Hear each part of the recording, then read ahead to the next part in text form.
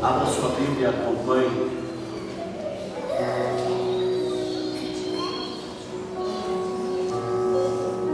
Diga assim ao seu irmão: hoje Deus tem coisas novas para você. Deus tem coisas novas.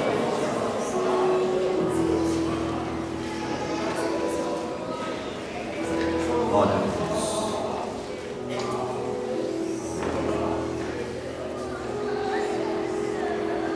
Tiago capítulo 4. De onde vêm as guerras e contendas entre vós? Porventura não vem disso os vossos deleites e os vossos membros guerreiros? Quem aqui já entrou em peleja? Sim, quem entrou já em peleja, em situação difícil, em até mesmo discussão verbal? Quem é que já passou a situação assim? Todo mundo já passou? É uma situação que nenhum de nós estamos ilesos. Dá uma melhoradinha aí para mim. Tira o agudo. O agudo ele dá um som de caneca furada. Mais. Melhorando. Aí, melhorando. Todos nós passamos por uma situação difícil. É praticamente impossível nós vivermos nesse mundo e não termos nenhum sabor, nenhuma situação difícil. Às vezes, isso pode acontecer em várias situações, em vários momentos da nossa vida. Só que nós temos que estar preparados. Diga assim para o seu irmão: nós temos que estar preparados para todas as situações. E Paulo dizia assim: eu já estou experimentado em todas as coisas. Então é necessário que nós também passamos por experimentos, por experiências. E experiência, amados, nada mais é do que a soma de todos os erros nossos. Você sabia disso? Você vai errando, você vai fazendo coisas que você não deveria fazer, e aí então você vai aprendendo que não é daquela maneira. Olha para mim, ó. Subiu tudo. Aí você vai vendo que não é dessa maneira que é para ser. E Deus vai nos dando experiências, vai nos dando situações, para que a gente possa aprender. E Paulo vem aqui nos ensinar e dizer, ó, de onde vêm as guerras e contendas entre nós? Porventura não vem disso dos vossos, em alguma tradução está, dos vossos próprios deleites? Ou seja, você já viu alguém entrar em discussão sem querer defender a sua própria razão? Todo aquele que entra em discussão, ele entra porque ele acha que ele tem razão. Um sujeito que acha que, por exemplo, eu não tenho razão, mas vou brigar por isso, é meio difícil, ainda que isso não seja impossível. Mas a grande maioria briga por aquilo que ele acha que ele tem razão de estar brigando, acha que ele tem direito de fazer isso. Vamos lá.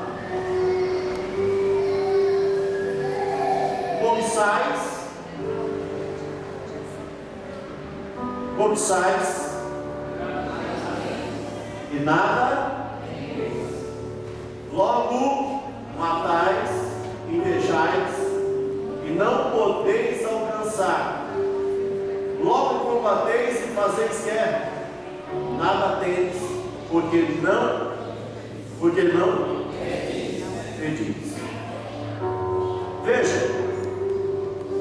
que o fato de nós clamarmos e pedirmos a Deus, Deus nos dá escape, Deus nos dá vitória, Deus nos dá tudo aquilo que nós pedimos. Por quê? Porque é profético. O Senhor diz: tudo que pedires em oração crendo, recebereis. Tudo. Então tudo que eu pedir a Deus, eu vou receber. Mas eu preciso o quê? Crer naquilo que eu estou pedindo. Eu preciso crer que Deus é galardoador de bênção e que Ele vai me abençoar. E aí então eu vou ter. Aí muitas vezes tem pessoas que pedem para o Senhor e acabam não tendo. Olha o que diz esse versículo: cobiçais e nada tem, logo matais. Esse matar não é matar de tirar a vida, não, é mata a sua expectativa, mata o teu sonho, mata a tua vontade de ter. Cobiçais e nada tem, invejais e não podeis alcançar. Por quê? Porque inveja, amados, inveja é você querer ter, é cobiçar as coisas alheias.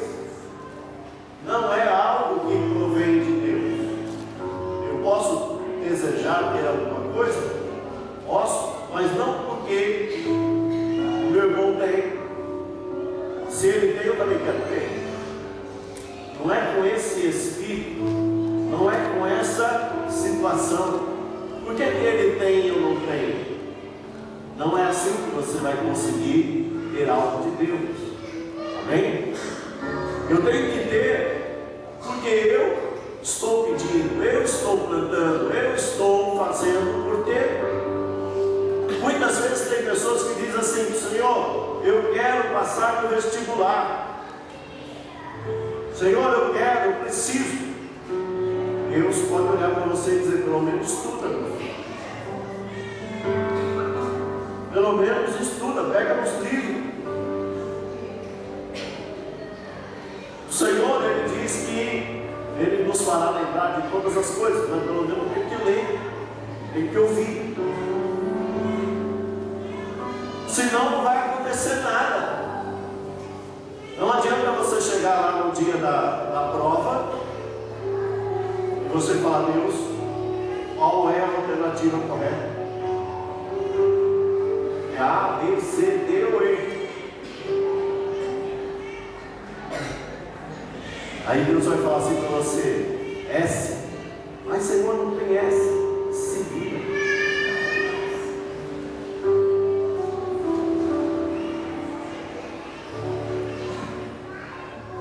Então nós temos que fazer a nossa parte para que Deus possa nos ajudar.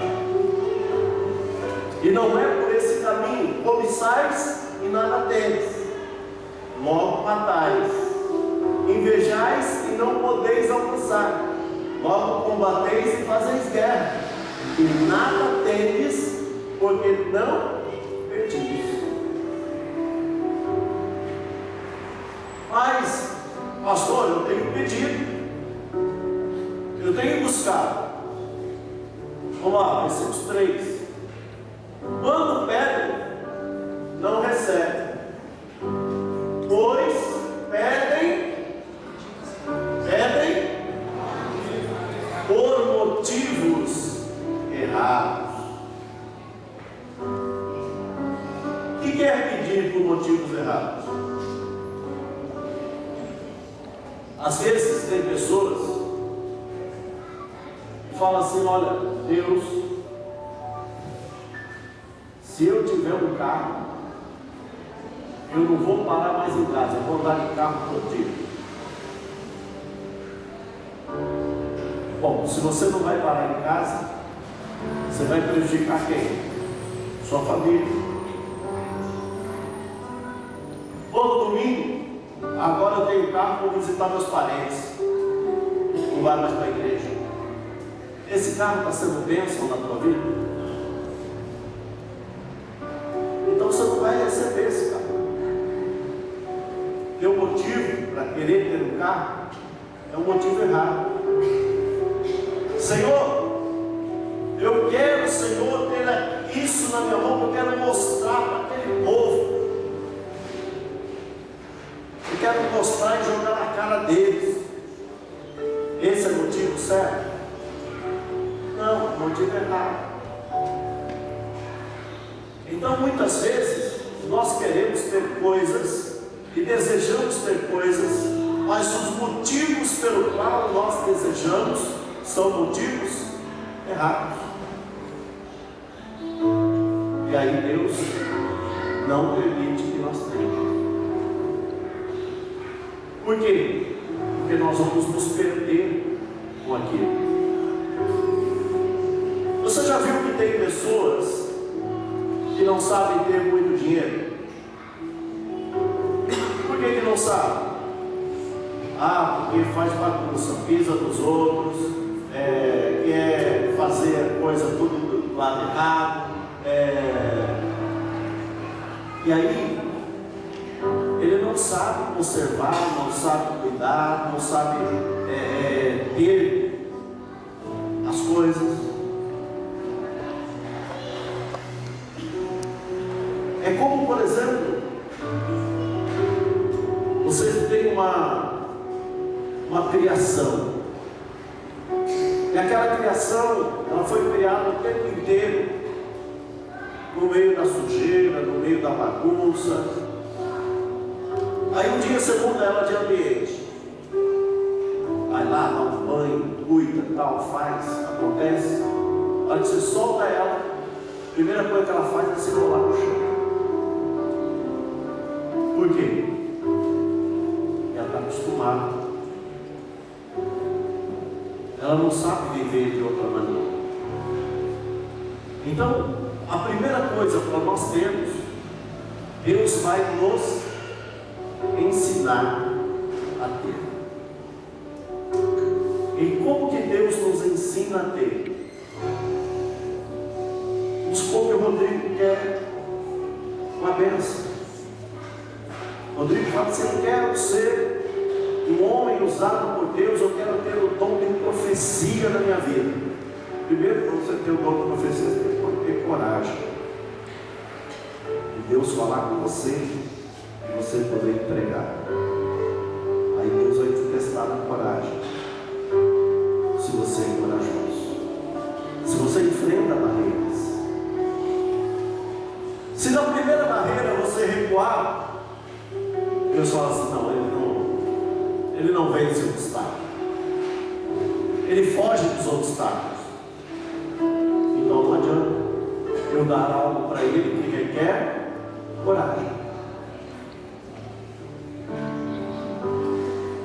Então Deus, ele vai nos aperfeiçoando para a obra pela qual ele nos chamou.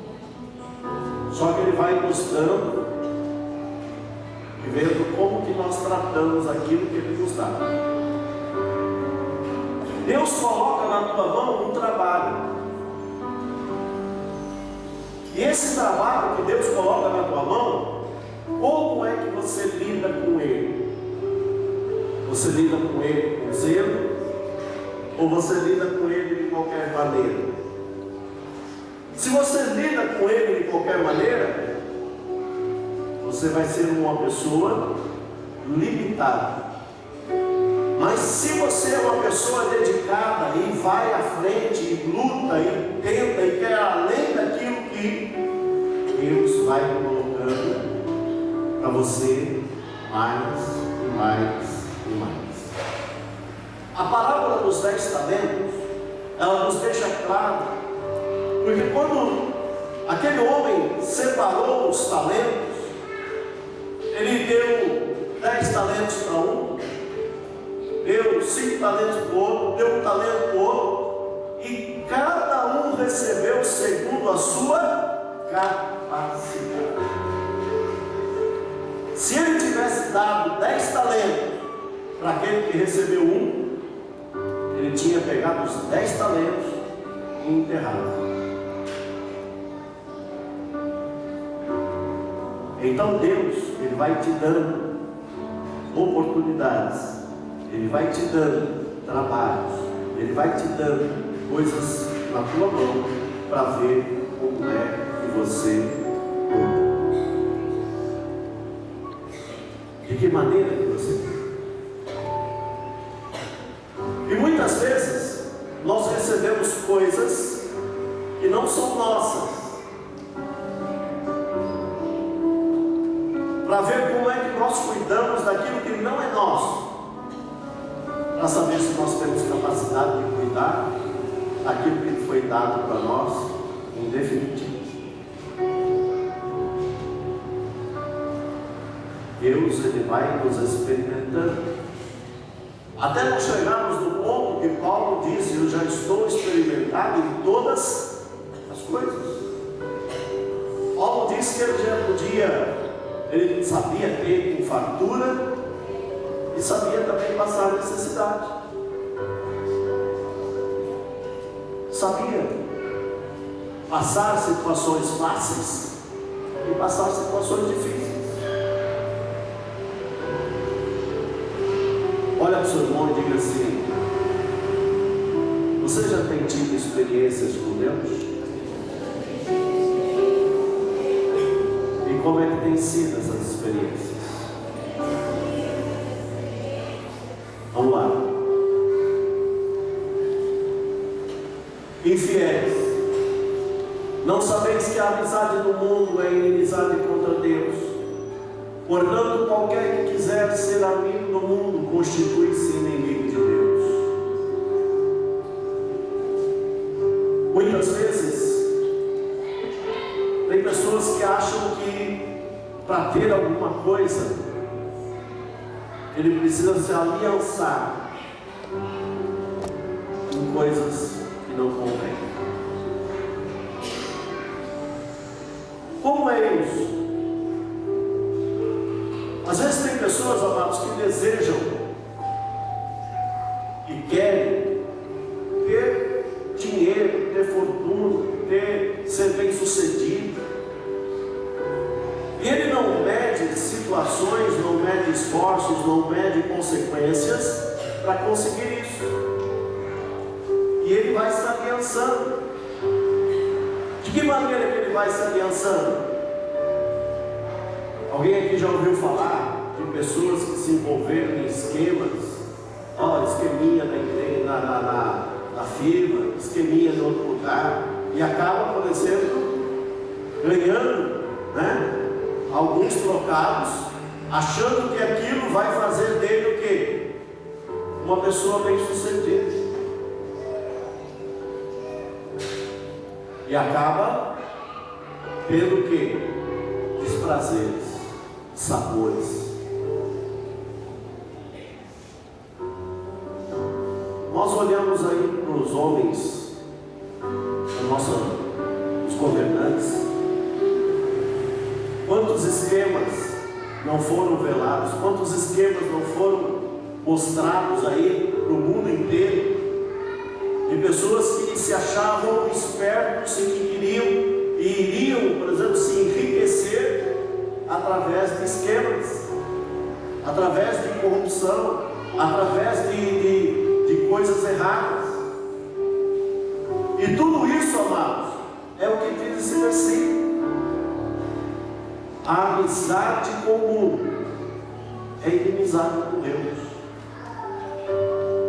Mas, pastor, será que o evangélico entra nessas coisas?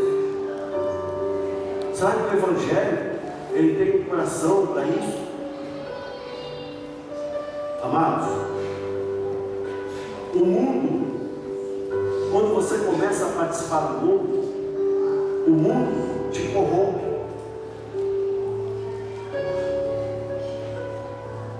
E às vezes as pessoas que se mostravam sérias são corrompidas pelas facilidades que o mundo traz. Por isso que o Senhor diz: olha, quem habitará nas alturas? Quem entrará no santuário? Aquele que lança fora todo ganho de opressão e que não aceita suborno, que tapa os seus ouvidos para não ouvir falar de sangue e fecha os seus olhos para não ver o mal. Então o Senhor está mostrando para nós que essa situação de amizade comum tira a pessoa da onde? Do santuário, da santidade. Mas como que nós vamos então combater todas essas coisas? Como que nós vamos combater essas situações? Não se envolvendo. Mas é fácil o crente se envolver? É. Quantos aqui já passou assim por alguma dificuldade? Olha, eu tenho que resolver tal coisa, mas está difícil resolver. Olha, tem uma documentação aqui, ó, que está difícil ser resolvida. Olha, tem uma ligação de luz aqui que está sendo difícil ser ligada. Quantos aqui já não ouviram? Ó, se você me der um cafezinho, eu resolvo.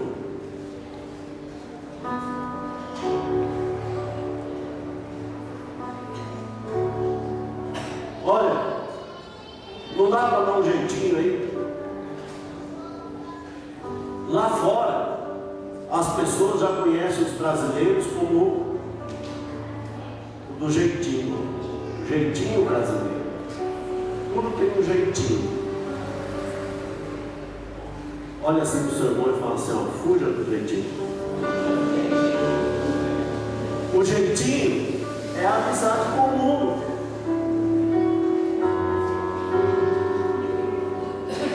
O jeitinho é corrupção.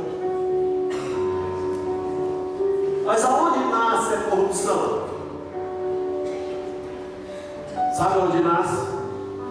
Olha para o seu irmão e fala assim, dentro de casa. Pastor, mas como dentro de casa nasce a corrupção? É quando você fala para o seu filho, filho, vai na padaria comprar pão, e o seu filho fala assim, posso ficar com o troco? Isso é corrupção. É querer fazer as coisas, mas quero levar vantagem naquilo que eu tenho que fazer. Isso é corrupção. Ô moço, liga aí essa luz para mim aí, eu te dou um cafezinho. Como que é esse cafezinho? Você vai lá na cozinha fazer o cafezinho? Vai dar a xicrinha para ele? É assim? Como é que é esse cafezinho? Hã? Dinheiro? Ele já não recebe para trabalhar? Precisa de ser outra vez remunerado para ele fazer o serviço dele? Isso é corrupção. Isso é amizade comum. E nós precisamos aprender a ser o quê? Diferentes. Nós não podemos ter amizade comum. Ó, faz isso aí, ó, que eu te dou um guaraná, uma cerveja, um café. Irmãos, sai fora. Pastor, e quando alguém pedir para mim, quando alguém pedir para você, você faz igual minha tia fez. Tá certo que ela não entendeu, mas ela fez certinho. Teve um pessoal que foi entregar material de construção na casa dela. Aí descarregaram lá um monte de azulejo e tal, não sei o que. Aí o rapaz no final falou assim, dona, só não tem um cafezinho aí para nós não? Ela falou, tem sim, peraí. Foi lá, com a garrafa até, encheu uma xicrinha. O cara bebeu o cafezinho e foi embora. Mas que cafezinho que ele queria? Qual o cafezinho que ele queria?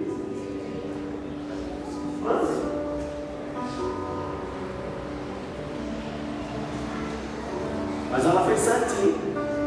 Deu um cafezinho para ele. E ainda falou assim: tá bom, moço, o senhor quer mais? Ele falou: não quero mais não.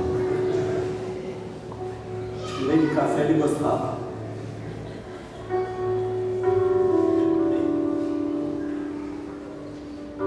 A amizade comum é amizade com Deus. Mas é muito fácil a gente cair nessa situação. É muito fácil nós entrarmos por esse caminho, porque o mundo acha o quê? Normal. Todo mundo acha normal. Pastor, mas dá uma caixinha, dá um agrado para uma pessoa, isso é normal. Dependendo do modo com que se faz isso, é corrupção.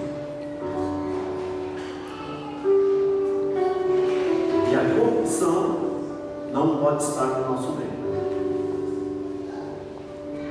Vamos lá. Ou pensais que em vão, diz a Escritura, o Espírito que Ele fez habita em nós, anseia por nós até os ciúmes. Ou seja,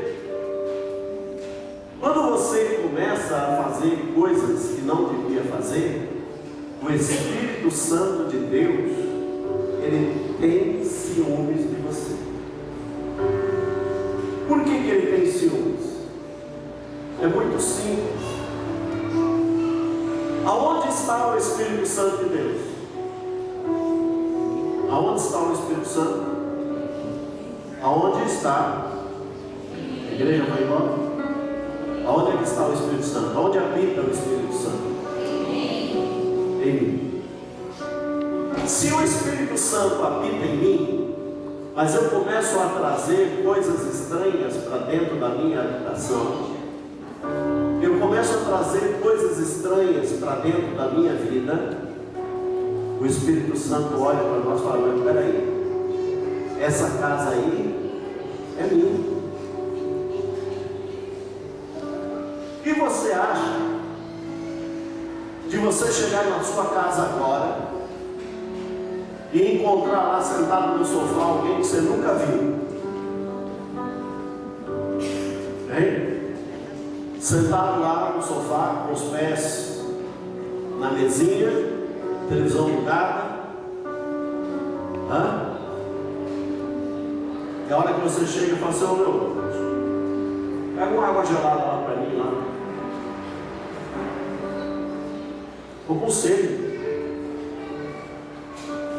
O que você faria? O que você faria com uma pessoa que estivesse lá assim? No mínimo, você muito educado, você ia falar: não, o que você está fazendo aqui? Eu não te conheço. Não, ainda mais aí com o pé aí, ó, em cima do meu, a mesinha aí, ó. Pode levantar aí, meu sofá. Folgado. Ainda comeu todas as minhas frutas.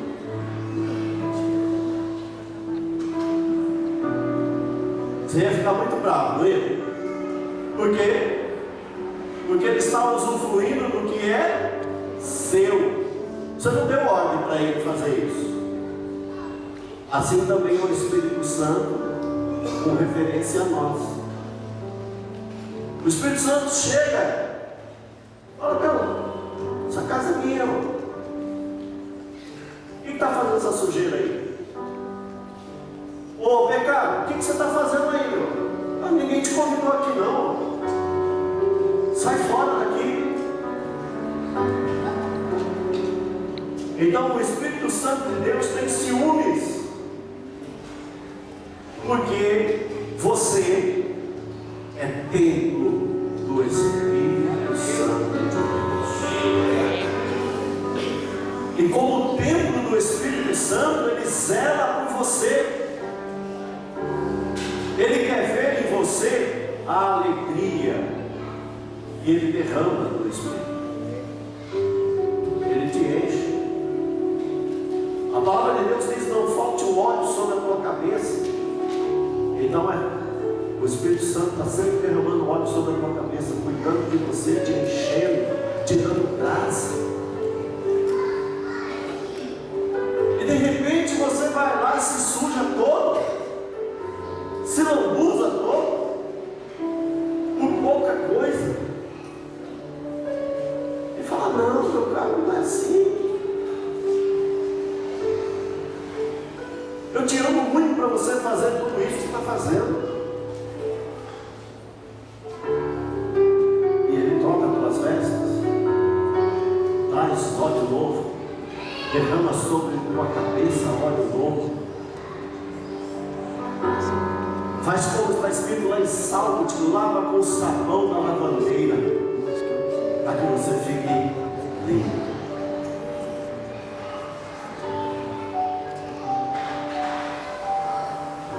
Deus, Ele tem prazer em você, e Ele quer que você corresponda a essa referência que Deus tem em você. Vamos lá. Todavia, a maior graça, portanto, diz: Deus resiste ao soberbo e dá, porém, graça aos humildes. A soberba é algo, por exemplo, que distancia Deus de você. Por quê? Porque Jesus, sendo Deus, não usurpou a posição de Deus, mas se tornou servo para servir. E Ele mostrou a maior humildade, se doando a si mesmo e sofrendo a morte de cruz e sendo pendurado no madeiro. Irmãos, sabe o que tipo de pessoas era levado ao madeiro? Em Isaías diz que era para pendurar um traste qualquer. Pendurar um traste qualquer, ou seja, a escória do mundo, aquilo que não tivesse valor nenhum. Foi essa categoria que Jesus desceu, sendo Deus, se humilhou até a morte, e morte de cruz. Morte de cruz era a pior morte que poderia existir, era o tipo mais desprezível que poderia existir. E tem uma coisa, essas imagens que às vezes a gente vê por aí, nós vemos uma imagem com Cristo enrolado num pano, mas a maior vergonha que tinha era descobrir a nudez de um homem judeu diante de um povo. E Jesus foi descoberto a nudez dele, ou seja, ele não tinha aquele pano lá, era nu. Então, imagina a vergonha, você exposto numa cruz e ainda sendo alvejado, escorraçado, maltratado. Por isso, que aqueles que querem ser e tem nariz empinado, eu sou, eu faço, eu aconteço, os soberbos, Deus olha para ele e fala: meu, um assopro você é destruído.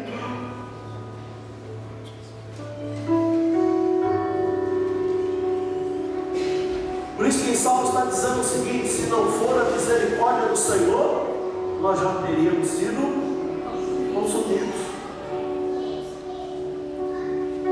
Pela misericórdia de Deus é que nós estamos vivos perante Ele. E nós precisamos compreender isso, entender isso. Vamos lá. Sujeitai-vos, pois, a Deus, mas resisti ao diabo, e ele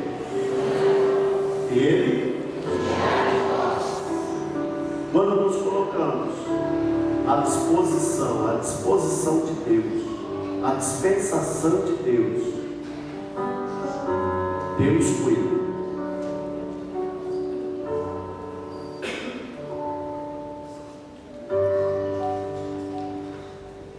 Mas tem uma coisa muito interessante,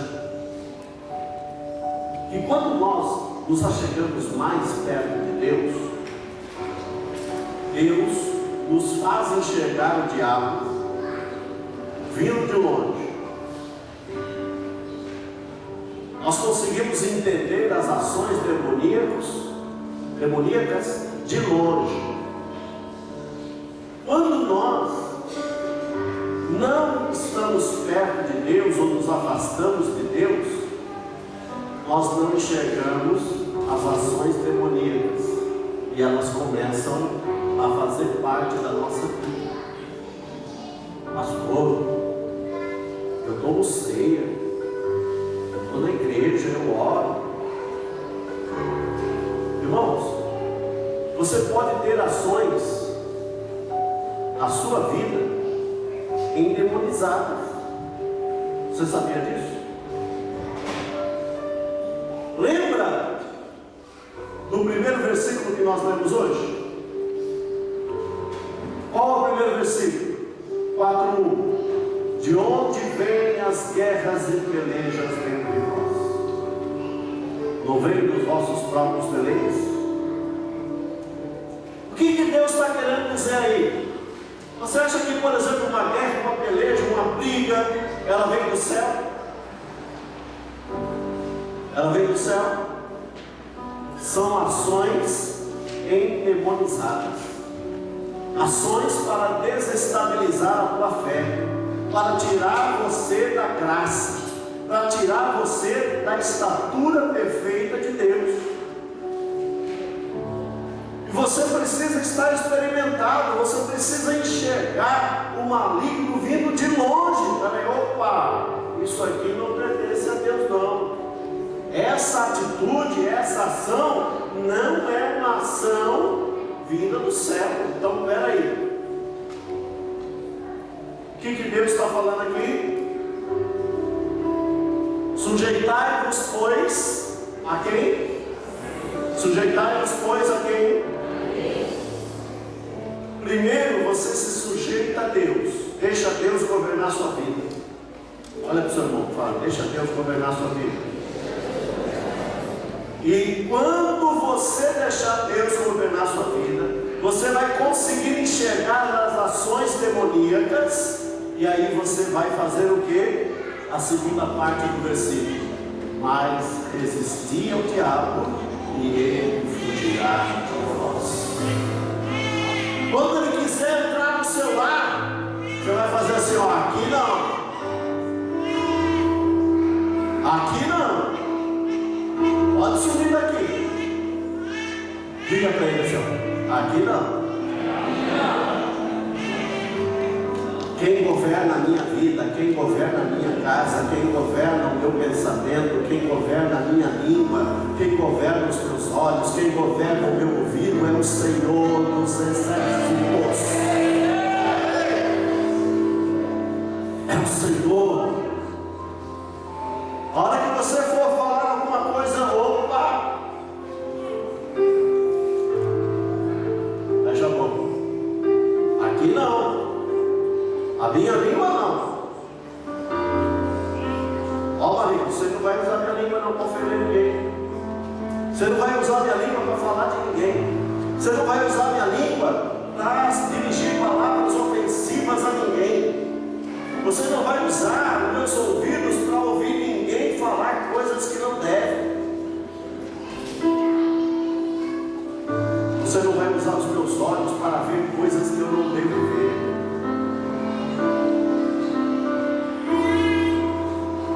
Resistiu ao diabo e ele fugirá de nós. Vamos lá. Chegai-vos para Deus. Olha, amados, que coisa deliciosa. Achegai-vos para Deus, e Ele limpai as mãos, pecadores, e vós de espírito vacilante, e purificai os corações. Sabe o que é espírito vacilante? É aquele que uma hora é crente e a oração dele põe até fogo em Mato Verde. A fé dele está arrebentando, mas tem hora que o simples acontecimento já faz ele ficar: para que eu sirvo Deus? Para que eu vou na igreja? Que diferença faz?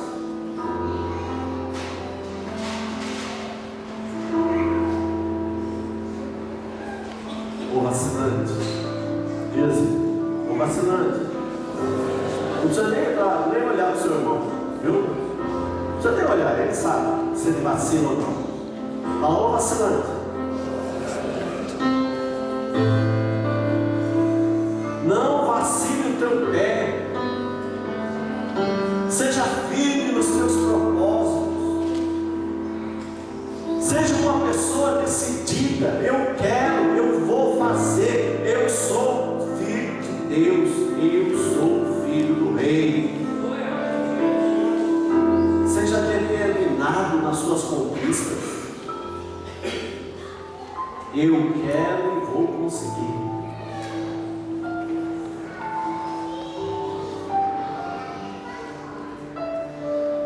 Para o seu irmão: por que você está aqui?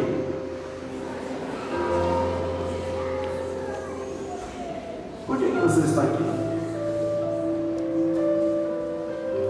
Você podia estar em tantos lugares.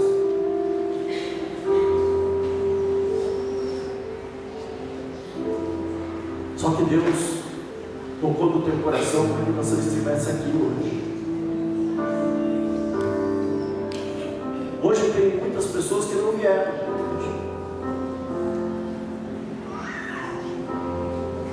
Sabe por quê?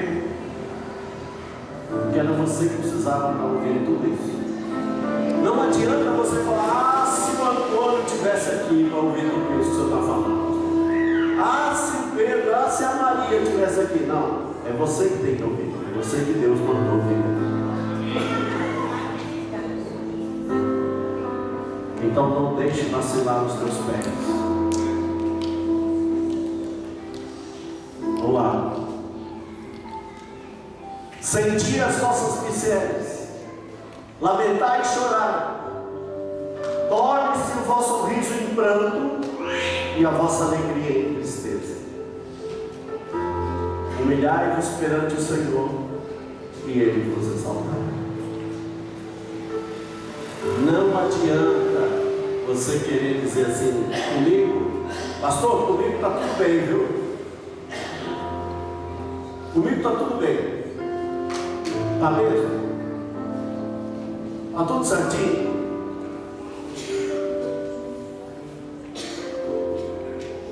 Está tudo perfeito?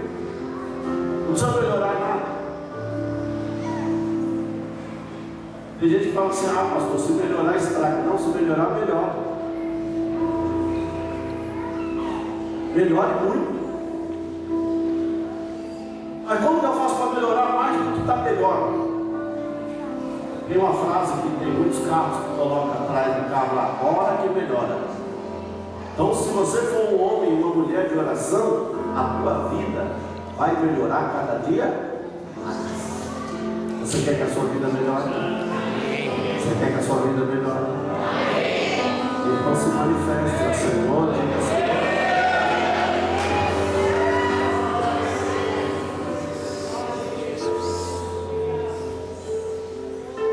vamos lá. Irmãos, não faleis mal uns dos outros. Quem fala mal de um irmão e julga seu irmão, fala mal da lei e julga a lei. Ora, se julgas a lei, não és observador da lei, mas juiz. O que eu acabei de dizer agora não é o João, não é o Pedro, não é o Antônio, não é a Maria que tinha que estar aqui, é você. Quando nós temos esse sentimento de olharmos para uma pessoa e dizer: ah, fulano que devia ouvir isso, ah, fulano é que precisava ouvir alguma coisa assim desse jeito, o que você está fazendo? Você está julgando. Quando você falar aquela pessoa não tem jeito, o que você está fazendo? Julgando. Ó, desse jeito aí, ó, não dá. O que você está fazendo? Julgando. E quando você julga, você se põe na posição de juiz. Você sabe o que Jesus disse? Jesus disse assim: eu não julgo, porque o meu julgo é verdadeiro, mas a minha palavra há de julgar no último dia. Você está entendendo? Eu estou com o seu irmão aí, você está entendendo? Tem gente, amados, e às vezes, vou pegar aqui o pastor Ivanildo. Às vezes uma pessoa vê o pastor Ivanildo fazendo uma coisa errada. Aí ela chega: meu Deus, como é que pode? Como é que pode? Tem que descer a lenha dele, tem que bater nele por isso. Onde já se viu? O que eu estou fazendo? Eu estou julgando. É tempo de julgar. Olha para o seu irmão e diga assim: é tempo de julgar. A palavra de Deus diz que é para nós termos paciência uns com os outros, suportarmos uns aos outros. Se eu ver o meu irmão errando e você quer falar com ele, fala com ele com amor. Irmão, olha, o que você está fazendo aqui, ó, está fora, está errado, não está correto. A Bíblia diz isso. Quando você exorta e você confronta em amor, é bênção. Mas se eu vejo o meu amado aqui fazendo uma coisa, eu venho aqui: pastor, você viu o que o pastor fez? Você está julgando, fofocando.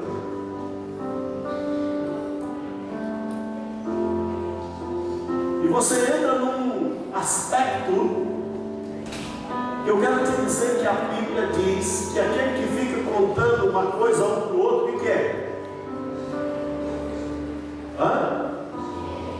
Fofoqueiro, mexeriqueiro, não é assim? E a palavra de Deus diz que o mexeriqueiro não entrará no reino dos céus. Ou seja, se vocês um dia for vender alguma coisa na feira, não venda mexerica.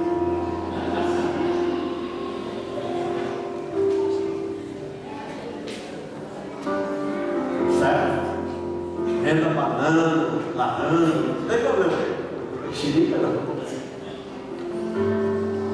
Amém, irmãos? Deus, Ele nos quer ver o que? Bem. Diga assim para o seu irmão: Deus quer te ver bem, servindo a Ele com estrutura, bem. Por isso que o Espírito Santo vai te avisando: não faça isso, não faça aquilo, olha, não haja desse jeito, haja desse jeito, faz assim, olha, tenha cuidado com a sua língua, tenha cuidado com a sua fala, olha, pensa antes de falar, seja aguçado no ouvir, tardio no falar.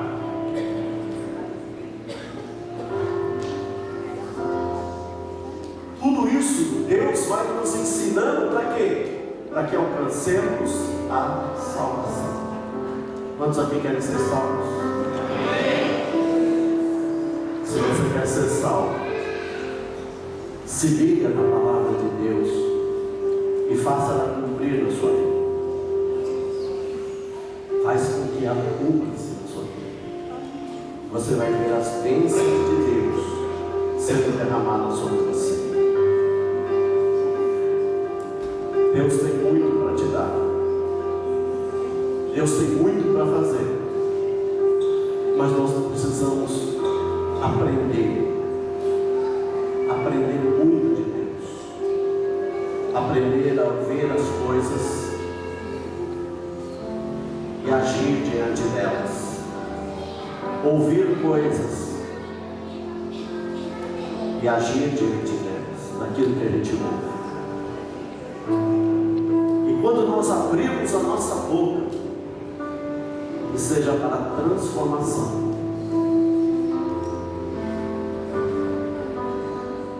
Levante as tuas mãos. Fala: Deus, eu quero ser instrumento, Pai.